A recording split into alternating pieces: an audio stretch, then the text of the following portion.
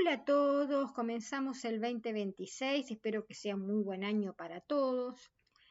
Y sigo con el tema de la censura en la etapa del primer y segundo peronismo, o sea, de la primera y segunda presidencia de Juan Domingo Perón, lo que se llama la etapa de la Argentina de 1946 a 1955.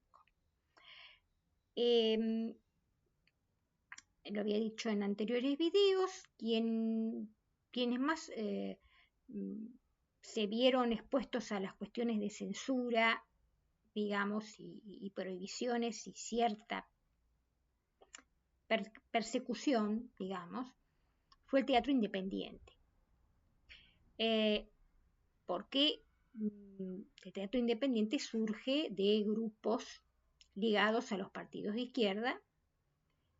Y otra cuestión que quiero aclarar es que cuando hablo del peronismo, no se parte directamente del día que Juan Domingo Perón gana las elecciones, el 24 de febrero de 1946, la gana contra la Unión Democrática, que era una coalición de partidos encabezado por los radicales José Tamborini y Enrique Mosca. A Perón también lo llevaba una coalición de partidos y era el partido único de la Revolución Nacional. Lo acompañaba un radical, Hortensio Quijano, y básicamente era el Partido Laborista, dirigido por Cipriano Reyes, quien aportó la mayor cantidad de candidatos y votos a la fórmula Perón-Quijano. En realidad, la actuación política de Perón comienza a partir de la revolución del 4 de junio de 1943, ese golpe de Estado que desplaza al presidente Ramón Castillo, que gobernaba la Argentina desde 1942 tras el fallecimiento del presidente Roberto Ortiz, de extracción radical. Castillo, que era conservador, era originario de Catamarca, y como vicepresidente tiene que completar el mandato. La revolución de 1943 está organizada por un grupo dentro del ejército argentino, sobre el cual hay poca información y pocos trabajos históricos. Los más destacados son los de Enrique Díaz Araujo, un historiador mendocino ya fallecido, los de María Sáenz Quesada, y la investigación de un historiador norteamericano ya fallecido también, Robert Potash.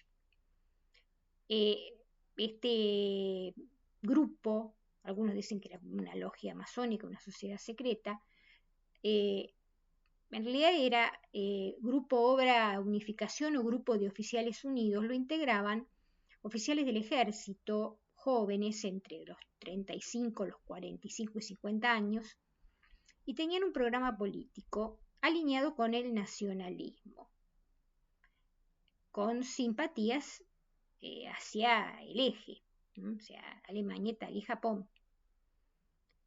Entre los integrantes y fundadores se encontraba el coronel Perón, el coronel Mercante, que después fue gobernador de la provincia de Buenos Aires, y se sabe poco.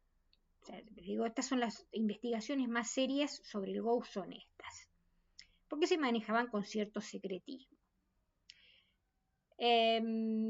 Perón, a partir de esa revolución, ese golpe de Estado que se asumió como revolución,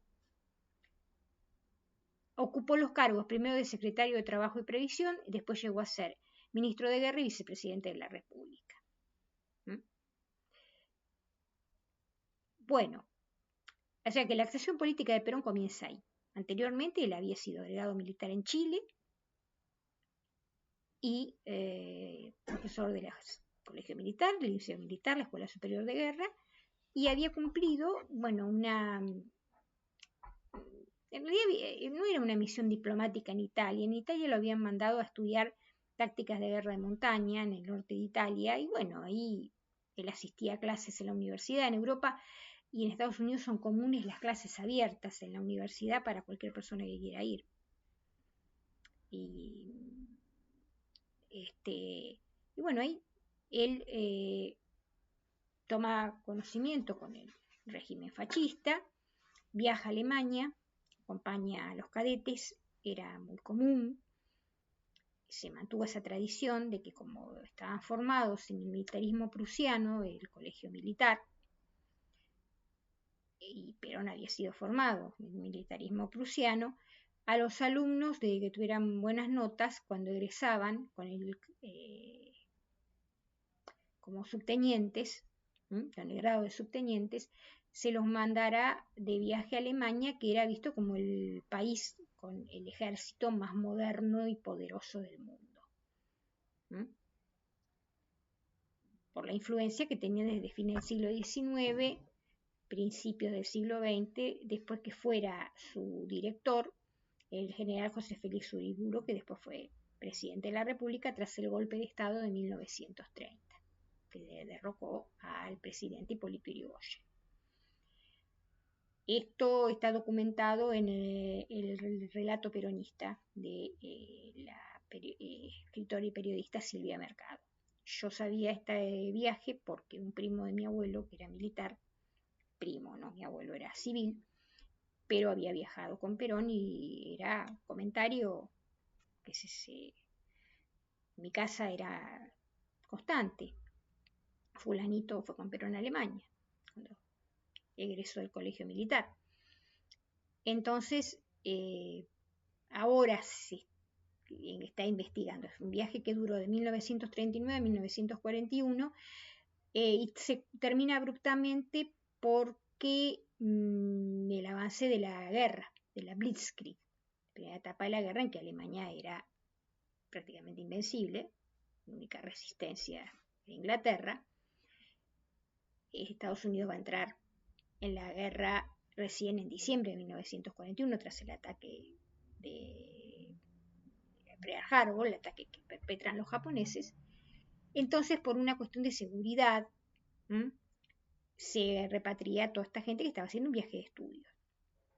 Y Perón va a ser repatriado con todos estos jóvenes oficiales. Bueno, ya hubo algunas cuestiones que tenían que ver con la censura, sobre todo a los tangos, a cierto lenguaje en la radio, que ejerció este gobierno militar. Porque el peronismo va a retomar una revolución cultural que quería hacer este gobierno militar, porque basándose en una serie de discursos que tenían que ver con las ideas de los oficiales que estaban en el GO, planteaban la cuestión de que la dependencia económica no era la única dependencia de nuestro país, sino también una dependencia cultural. Porque veían a esa dependencia cultural como que era elitista y extranjerizante. Así como les digo, elitista y extranjerizante. Entonces planteaban una nueva idea de cultura, la gente del GO y después el peronismo, con base en la cultura occidental grecolatina y de principios y valores cristianos. Bueno, en realidad ya en nuestro país eso estaba.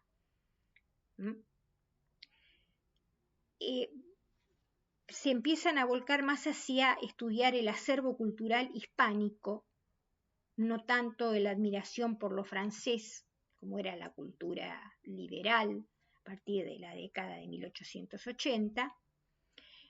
Y acá la novedad, el telurismo, o sea, lo que sería la cultura tradicional argentina, que incluye a los pueblos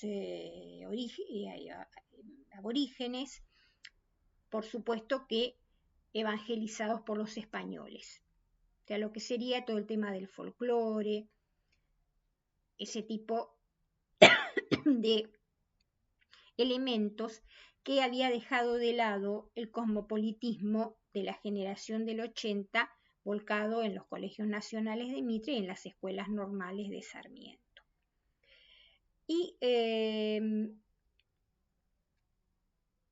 también se buscaba virtudes que igualaran a las clases sociales y dejaran de lado la cultura para los ricos y la cultura para los pobres. Porque ellos veían la tendencia teatral dominante que tenía que ver con el reformismo liberal, la cultura de la generación del 80, la que se sustentaba en los escritos teóricos de Sarmiento y Alberti, y habían tenido una serie de expresiones no solo liberales, sino que tenían que ver con las cuestiones sociales, y uno de los pilares de esa tradición liberal reformista del teatro ha sido Florencio Sánchez. Y al cual a partir de fines del 30, inicios de la década del 40, se le empiezan a acercar nuevos autores que tienen que ver con corrientes modernas que vienen principalmente de Europa y Estados Unidos, que son Jean-Paul Sartre, el existencialismo de origen comunista, pero también está el existencialismo de origen católico, como Gabriel Marcel de Francia, o el existencialismo alemán de Heidegger, Bertolt Brecht, que era un hombre ligado a la izquierda, y nuevas formas de teatro, como también el teatro de corte social de Erwin Piscator, y un joven escritor norteamericano que va llegando ya a finales de los 40, que es Arthur Miller, que también es un renovador del teatro, pero es un hombre ligado a el pensamiento de izquierda.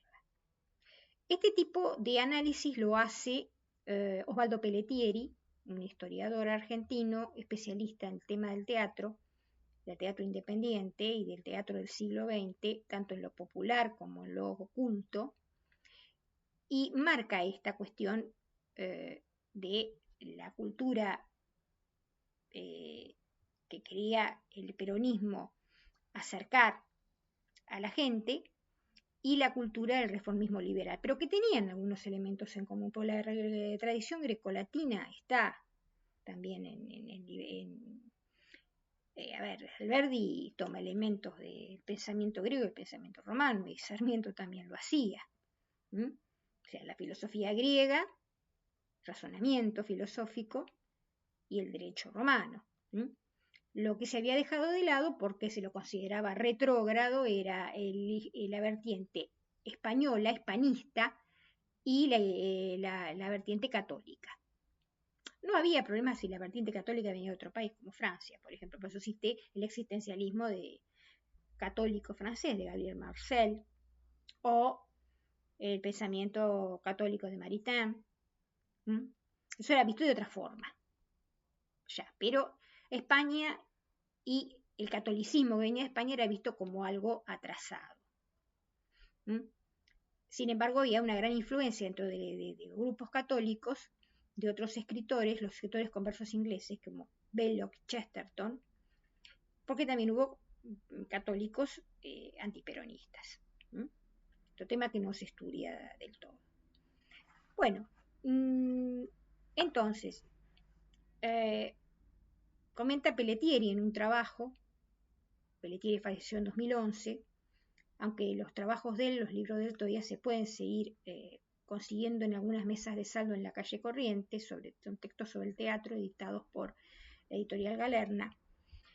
Comenta que se formó una Comisión Nacional de Cultura que creó los premios Juan y Eva, referencia a Juan Perón y Eva Duarte de Perón, para galardonar obras con espíritu justicialista, o sea, autores que en sus argumentos hicieran transversal las ideas del justicialismo.